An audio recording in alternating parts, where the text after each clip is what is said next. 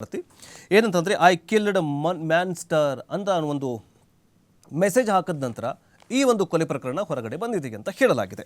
ಅದರ ಬಗ್ಗೆ ನೋಡ್ತಾ ಹೋಗೋದಾದರೆ ನಿವೃತ್ತ ರಾಜ್ಯ ಪೊಲೀಸ್ ಮಹಾನಿರ್ದೇಶಕ ಓಂ ಪ್ರಕಾಶ್ ಅವರನ್ನು ಪತ್ನಿಯೇ ಚಾಕುವಿನಿಂದ ಇರಿದು ಬರ್ಬರವಾಗಿ ಕೊಲೆ ಮಾಡಿರುವಂತಹ ಘಟನೆ ಭಾನುವಾರ ನಡೆದಿದೆ.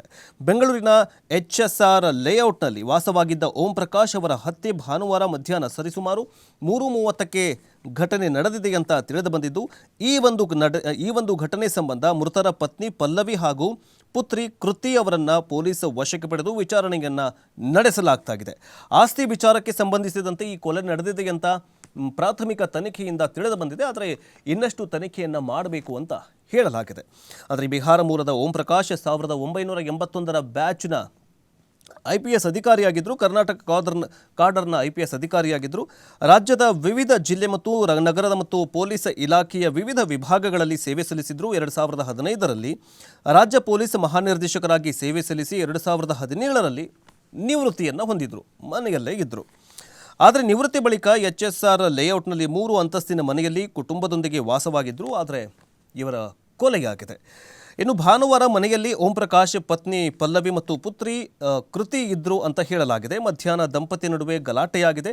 ಈ ವೇಳೆ ಪತ್ನಿ ಪಲ್ಲವಿ ಚಾಕುವಿನಿಂದ ಇರಿದು ಕೊಂದಿದ್ದಾಳೆ ಅಂತ ಹೇಳಲಾಗಿದೆ. ಬಳಿಕ ಸ್ನೇಹಿತರಿಗೆ ಮಾಜಿ IPS ಅಧಿಕಾರಿಯೊಬ್ಬರ ಪತ್ನಿಗೆ ಒಬ್ಬ ಮಾಜಿ ಅಧಿಕಾರಿಯ IPS ಅಧಿಕಾರಿಯ ಪತ್ನಿಗೆ ವಾಟ್ಸಪ್ ಮೂಲಕ ಮೆಸೇಜನ್ನು ಕಳಿಸ್ತಾಳೆ.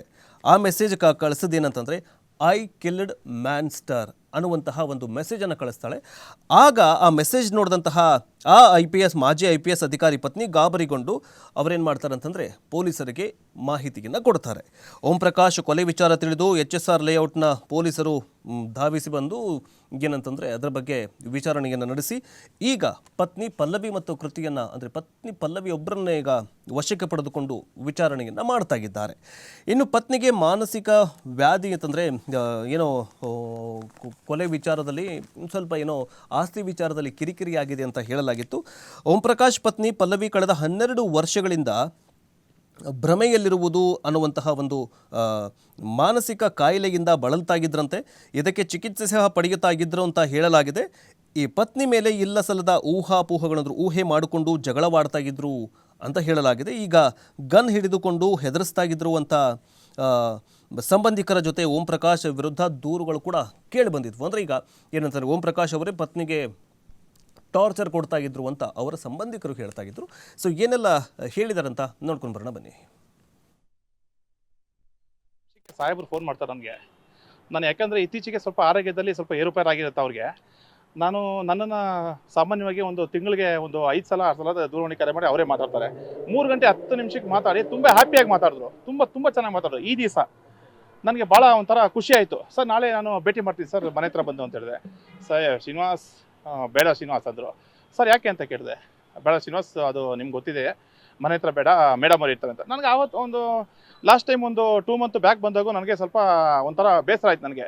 ಇಲ್ಲಿ ಮನೆ ಹತ್ರ ಯಾಕೆ ಬರೋಕ್ಕೆ ಬಿಡಲ್ಲ ಅಂತ. ಯಾಕಂತ ಹೇಳಿದ್ರೆ ನಾನು SI ಆಗಿದ್ದಾಗ, ಸಬ್ ಇನ್ಸ್ಪೆಕ್ಟರ್ ಆಗಿದ್ದಾಗ ನಾನು ಸುಮಾರು ಸಾಹೇಬ್ರ ಹತ್ರ ನಿಕಟಪೂರ್ವಕವಾಗಿದ್ದೆ ಅಂತ ಹೇಳಿ ಹಂಗಂತ ಯಾವುದೋ ಒಂದು ಪ್ರಕರಣಕ್ಕೆ ಸಂಬಂಧಪಟ್ಟಂಗೆ ಸಾಹೇಬ್ರು ಕರೆದಿದ್ರು. ಆವಾಗಿಂದ ಸ್ವಲ್ಪ ಆತ್ಮೀಯನಾಗಿದೆ ಸಾಹೇಬರಿಗೆ. ಮತ್ತೆ ಇನ್ನೊಂದು ಏನಪ್ಪ ಅಂತ ಹೇಳಿದ್ರೆ, ನಾನು ನೋಡಿದೆ, ನೋಡಿದೆ, ಸ್ವಲ್ಪ ಹಿರಿಯ ಅಧಿಕಾರಿಗಳ ಜೊತೆ ಹೋಗಿ ನೋಡಿದೆ. ಲೆಫ್ಟಲ್ಲಿ ಅಂದರೆ ನಾವೇನು ಉಸಿರಾಡ್ತೀವೋ ಆ ನರಕ್ಕೆ ಇದು ಚೂಪಾದ ಆಯುಧದಿಂದ ತಿಳಿದಿದ್ದಾರೆ. ನನಗೆ ಅದು ನೋಡಿ ಭಾಳ ಇದಾಯಿತು. ಆ ತಾಯಿ ಯಾಕೆ ಆ ರೀತಿ ಮಾಡಿದ್ರು, ಬೀಭಿಸ್ತವಾಗಿ ಕೊಲೆ ಮಾಡಿದ್ದಾರೆ. ಏನು ಮಾತಾಡೋದು ಸರ್ ವಿಚಾರ? 3 ಗಂಟೆ ನನಗೆ ಸಾಹೇಬರು ಫೋನ್ ಮಾಡಿಬಿಟ್ಟು ಹೇಗಿದ್ದೀರಾ ಶ್ರೀನಿವಾಸ್, ಚೆನ್ನಾಗಿದ್ದೀರಾ ಅಂತ ಹೇಳಿದ್ರು.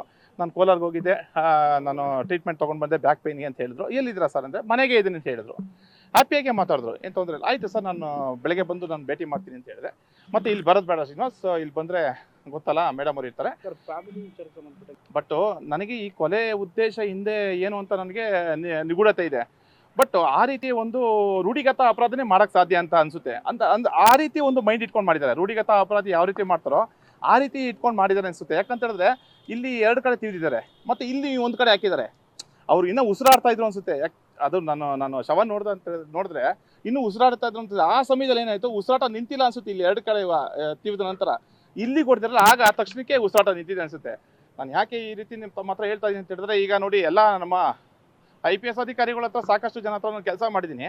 ಬಟ್ ಹೊರ ರಾಜ್ಯದವರು ಅಂದರೆ ನಾರ್ತ್ ಇಂಡಿಯನ್ಸ್ ಅಂತಾರಲ್ಲ, ಈ ಅಧಿಕಾರಿಗಳಿಗೆ ಒಂದು ಭೇದ ಭಾವ ಇರಲಿಲ್ಲ. ನಮ್ಮ ಪೊಲೀಸ್ ಅಧಿಕಾರಿಗಳಲ್ಲಿ ಯಾವ ರೀತಿ ಇತ್ತು ಅಂತ ಹೇಳಿದ್ರೆ ಬೇರೆ ಥರ ಏನಾದರೂ ಒಂದು ನೋಡ್ತಾರೆ. ಬಟ್ ಈ ಅಧಿಕಾರಿಗಳ ಹತ್ರ ನಮ್ಮ ಕರ್ನಾಟಕ ರಾಜ್ಯ ಪೊಲೀಸ್ ಇಲಾಖೆಯಲ್ಲಿ ಬಂದಿರ್ತಕ್ಕಂಥ ಒಂದು ಮುಂಬರ್ತಿ ವಿಷಯದಲ್ಲಿ ಆಗಿರ್ಬೋದು ಮತ್ತು ಇನ್ನಿತರ ಯಾವುದೇ ಒಂದು ವಿಷಯಕ್ಕೆ ಸಂಬಂಧಪಟ್ಟಂಗೆ ತ್ವರಿತಗತಿಯಲ್ಲಿ ವಿಲೇವಾರಿ ಮಾಡ್ತಾ ಇದ್ರು. ಭಾಳ ಹತ್ರದಿಂದ ನೋಡಿದ್ದೀನಿ. ನನಗೆ ಇವತ್ತು ಎಷ್ಟು ನನಗೆ ಘಾಸಿ ಆಗಿದೆ ಅಂತ ಹೇಳಿದ್ರೆ ಆ ಸಾಹೇಬ್ರ ಹತ್ರ ಈ ಸಾಹೇಬ್ರನ್ನ ಅನಿಸ್ತಾ ಇತ್ತು ನನಗೆ. ಈಗ ಈ ಸಾಹೇಬ್ರನ್ನ ಹತ್ಯೆ ಆಗಿರೋದು ಅನಿಸ್ತಾ ಇತ್ತು. ಅಷ್ಟೊಂದು ಬೇಜಾರಾಗ್ತಾ ಇತ್ತು ನನಗೆ, ಇದಾಗ್ತಾ ಇತ್ತು. ಮತ್ತೆ ಎಸ್, ಈ ಒಂದು ನಿವೃತ್ತ DGP ಓಂ ಪ್ರಕಾಶ್ ಅವರ ಹತ್ಯೆ ಪ್ರಕರಣಕ್ಕೆ ಸಂಬಂಧಿಸಿದಂತೆ ಅವರ ಡೆಡ್ ಬಾಡಿ ಹತ್ರ ಖಾರದ ಪುಡಿ ಮತ್ತು 2 ಚಾಕುಗಳು ಬಿದ್ದಿದ್ವು. ಅವುಗಳನ್ನು ಕೂಡ ವಶಕ್ಕೆ ಪಡೆದುಕೊಂಡಿದ್ದಾರೆ ಅಂತ ಹೇಳಲಾಗಿದೆ. ಜೊತೆಗೆ ಇನ್ನೊಂದೇನಂತಂದರೆ ಇದೇ ಓಂ ಪ್ರಕಾಶ್ ಅವರು ಏನು ಮಾಡಿದ್ದಾರೆ ಅಂತಂದರೆ ಪತ್ನಿಯನ್ನು ಕೊಲೆ ಮಾಡೋದಕ್ಕೆ ಒಂದು ವಾರದ ಹಿಂದೆ ಪತ್ನಿಯನ್ನು ಕೊಲೆ ಮಾಡೋದಕ್ಕೆ ಮುಂದಾಗಿದ್ರು ಅನ್ನುವಂತಹ ಮಾತುಗಳು ಕೂಡ ಕೇಳಿ ಬರ್ತಾ ಇದೆ. ಒಂದು ವಾರದ ಹಿಂದೆ ಮನೆಯಲ್ಲಿ ಜಗಳ ನಡೀತಾಗಿತ್ತು. ಪತಿ ಓಂ ಪ್ರಕಾಶ್ ಪದೇ ಪದೇ ಪಿಸ್ತೂಲು ತಂದು ನನ್ನನ್ನು ಹಾಗೂ ಮಗಳನ್ನು ಶೂಟ್ ಮಾಡುವುದಾಗಿ ಬೆದರಿಸ್ತಾ ಇದ್ರು. ಭಾನುವಾರ ಸಹ ಬೇರೆ ಬೇರೆ ವಿಚಾರಕ್ಕೆ ಗಲಾಟೆಯಾಯಿತು. ಗಲಾಟೆ ವಿಕೋಪಕ್ಕೆ ತಿರುಗಿ ನಮ್ಮ ಕೊಲೆಗೆ ಪ್ರಯತ್ನ ಮಾಡಿದ್ರು. ಆಗ ಅವರ ಮುಖಕ್ಕೆ ಖಾರದ ಪುಡಿ ಎರಚಿದ್ವಿ, ಅಡುಗೆ ಎಣ್ಣೆ ಸುರಿದ್ವಿ, ಬಳಿಕ ಕೈಕಾಲು ಕಟ್ಟಿ ಹಾಕಿ ಅಡುಗೆ ಮನೆಯ ಚಾಕುವಿನಿಂದ ಚುಚ್ಚಲಾಯಿತು. ತೀವ್ರ ರಕ್ತಸ್ರಾವದಿಂದ ಪತಿ ಮೃತಪಟ್ಟರು ಅಂತ ಪಲ್ಲವಿ ತನಿಖಾಧಿಕಾರಿಗಳ ಎದುರು ಹೇಳಿಕೆ ನೀಡಿದ್ದಾರೆ ಅಂತ ಪೊಲೀಸ್ ಮೂಲಗಳು ತಿಳಿಸಿವೆ. ಮೊದಲಿಗೆ ಏನಂತಂದರೆ ಇವರು ನಿವೃತ್ತ IPS ಅಧಿಕಾರಿ ಓಂ ಪ್ರಕಾಶ್ ಅವರು ಪತ್ನಿಗೆ ಏನು ಮಾಡ್ತಿದ್ರು ಅಂತಂದರೆ ಅಂದರೆ ತಮ್ಮ ಪಿಸ್ತೂಲನ್ನು ಹಿಡ್ಕೊಂಡು ಟಾರ್ಚರನ್ನು ಕೊಡ್ತಾ ಇದ್ರಂತೆ. ನಿನ್ನೆನೂ ಅಷ್ಟೇ ಟಾರ್ಚರ್ ಕೊಡುವಂತಹ ಸಂದರ್ಭದಲ್ಲಿ ಇವರು ಗಾಬರಿಗೊಂಡು ನಮಗೇನಾದರೂ ಮಾಡಿಬಿಡ್ತಾರಂತಂದ್ಬಿಟ್ಟು ಮೊದಲೇನು ಮಾಡಿದಾರಂತಂದರೆ ಅಮ್ಮ ಮಗಳು ಖಾರದ ಪುಡಿ ಎರಚಿದಾರಂತೆ. ಅದೆಷ್ಟರ ಮಟ್ಟಿಗೆ ನಿಜನೋ ಗೊತ್ತಿಲ್ಲ, ಬಟ್ ಅದು ಖಾರದ ಪುಡಿ ಮತ್ತು 2 ಚಾಕುಗಳು ವಶಕ್ಕೆ ಪಡೆದುಕೊಂಡಿದ್ದಾರಂತೆ.